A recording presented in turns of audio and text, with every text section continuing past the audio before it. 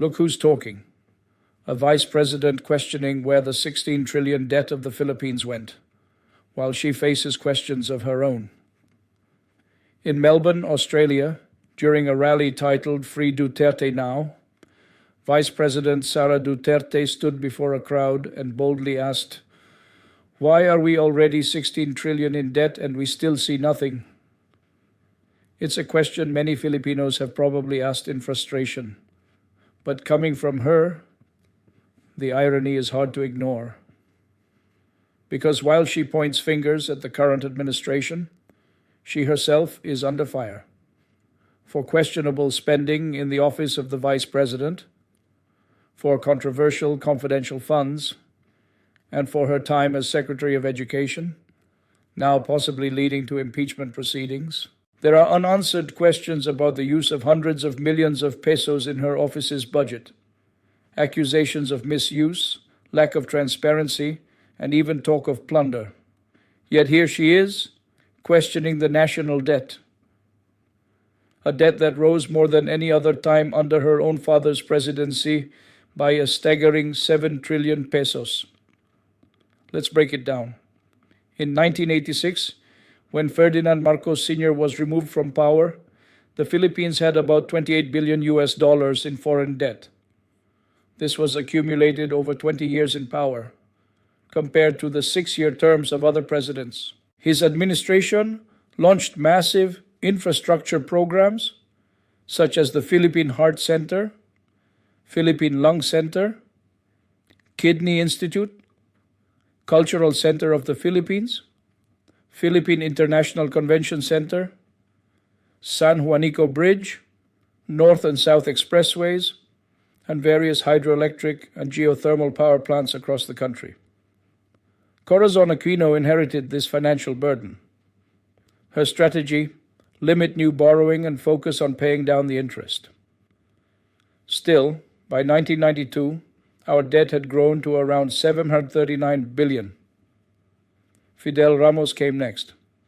His administration invested cautiously and borrowed moderately, bringing the total debt to P1.4 trillion by 1998.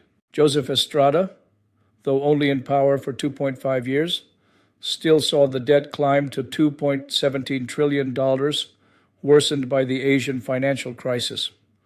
Gloria Macapagal Arroyo expanded infrastructure and revenue efforts, ballooning the debt to P4.2 trillion by 2010. Benigno Aquino III kept things relatively in check, ending his term with 6.1 trillion in national debt in 2016. Then came Rodrigo Duterte, Sara Duterte's father. Under his presidency, borrowing surged. His term ended with the Philippines owing P13.8 trillion. That's a 7 trillion peso increase, the biggest jump in our national debt history. Massive infrastructure projects under Build, plus COVID-19 emergency borrowing, drove the numbers up at record pace. Now, under President Ferdinand Marcos Jr., the total debt has reached 16.6 trillion as of 2025, 326 trillion added in less than 3 years. But here's where we clarify the confusion. The national debt isn't just the sum of every president's borrowings. It includes interest payments from loans decades ago, currency fluctuations in the global market, debt restructuring, sometimes borrowing more to pay off older loans, and budget deficits passed from one administration to the next.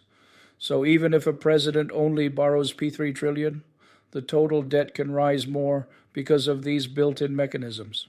That's why when VP Sara Duterte stands before a crowd and asks where the money went, many Filipinos wonder if she's asking the right question, or just trying to redirect the spotlight away from her own controversies. She questions a P16 trillion debt while avoiding direct answers about her own office's spending. She highlights the current president's role, but ignores her father's.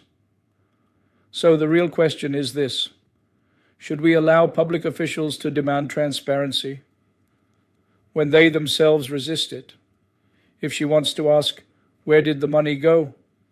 Then maybe we, the public, should also ask, where did her budget go?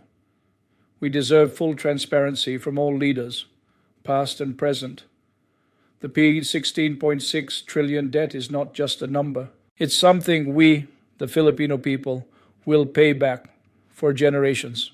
If you found this breakdown helpful, like, comment, share, and subscribe to Ang Kampanero, Tinig ng Katotohanan, Tunog ng Kasaysayan.